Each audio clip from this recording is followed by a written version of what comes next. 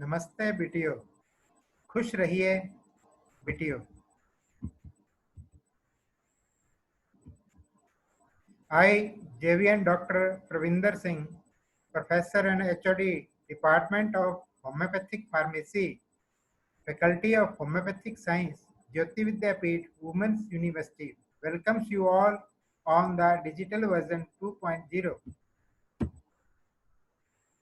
Today's topic is important regulations and acts with reference to pharmacy. First of all, the Drug and Cosmetics Act 1940. Act number 23 of 1940, passed by Indian Parliament. An act of regulate the import, manufacture, distribution and sales of drugs and cosmetics. It states that homeopathic medicines includes any drug which is recorded in homeopathic provings of therapeutic efficacy which has been established through long clinical experience is recorded. In authoritative homeopathic literature of India and abroad, which is prepared according to the techniques of homeopathic pharmacy and covers combinations of ingredients to such homeopathic medicines, but does not include a medicine which is administered by parenteral route. Next, Medicinal and Toilet Preparation Act, Excise Duty Act 1955, Act number 16 of 1955, an act to provide for the levy and collection of duties of excise on medicinal and toilet preparation containing alcohol, opium, Indian hemp, or other narcotic drugs. Next, the Pharmacy Act 1948, Act number 8 of 1948, an act to regulate the profession of pharmacy, whereas it is expedient to make better provision for regulation of the profession and practice of pharmacy, and for that purpose to constitute pharmacy council. It is hereby enacted as follows. Statement of object and reason. It is desirable that, as in most other countries, only persons who have attained a minimum standard of professional education should be permitted to practice the profession of pharmacy. It is accordingly proposed to establish a Central Council of Pharmacy which will prescribe the minimum standard of education and approved courses of study and examinations of pharmacists, and provincial pharmacy councils will be responsible for maintenance of provincial register of qualified pharmacists. It is further proposed to empower provincial governments to prohibit the dispensing of medicines on the prescription of a medical practitioner otherwise than by or under the direct and personal supervision of a registered pharmacist. Next, the Poison Act 1919, Act number 12 of 1919, an act of consolidate and amend the laws regulating the importation, possession, and the sale of poisons. Next, the Drug and Magic Remedies Objectionable Advertisements Act 1954, Act number 21 of 1954, an act to control the advertisement of drugs in certain cases, to prohibit the advertisement for certain purpose of remedies alleged to possess magic qualities, and to provide for matters connected therewith. Next act is the Dangerous Drug Act 1930, Act number 2 of 1930, an act to centralize and vest in the central government to control over certain operations relating to dangerous acts, to increase and render uniform penalties for offences relating to such operations. The Opium Act 1857, Act number 13 of 1857, an act to consolidate and amend the law relating to the cultivation of the poppy and the manufacture of opium.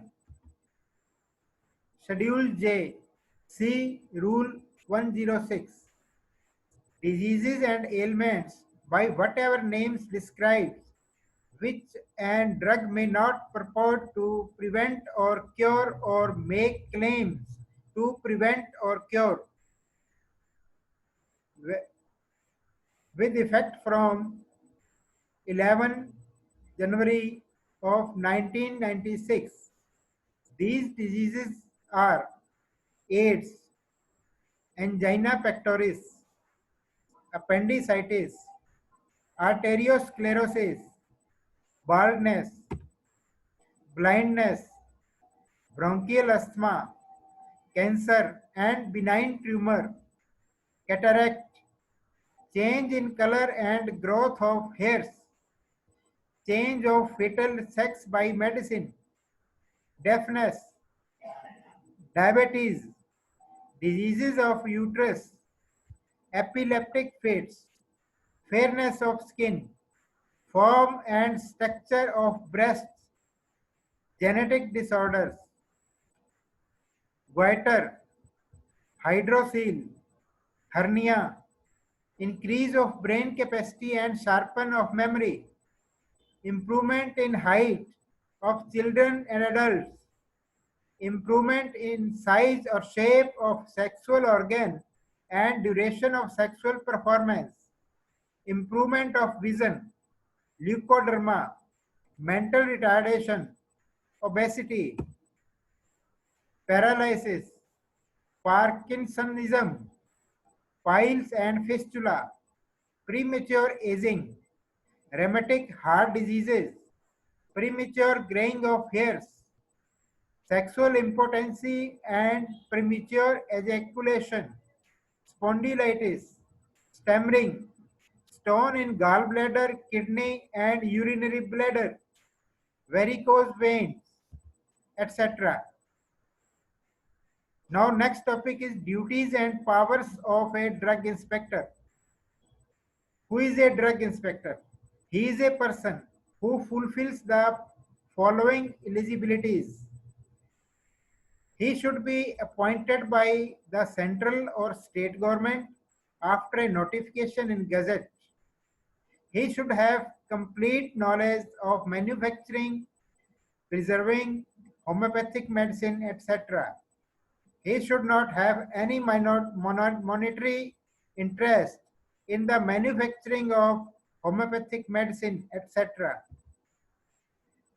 Now, here is the duties of the drug inspectors. He has full authority to visit any homeopathic pharmacy anytime and can take sample of any drug which is being manufactured or sold. He can ask for any document from the manufacturer of the homeopathic medicine and can inspect any premise where any drug is being manufactured, any process of manufacturing and the mean employed for standardization and testing of the drugs. If he thinks that the manufacturing of homeopathic medicine is not proper, he has the authority to stop the manufacturing and to cancel license. He can also examine any record, register or document which he thinks reasonable as an evidence of an offense which is punishable. If anyone obstructs the drug inspector while doing his duties, the person can be sentenced for 3 years of imprisonment and or a fine. Thank you. Namaste, Bitio. Khush rahiye, Bitio. Today's class is over.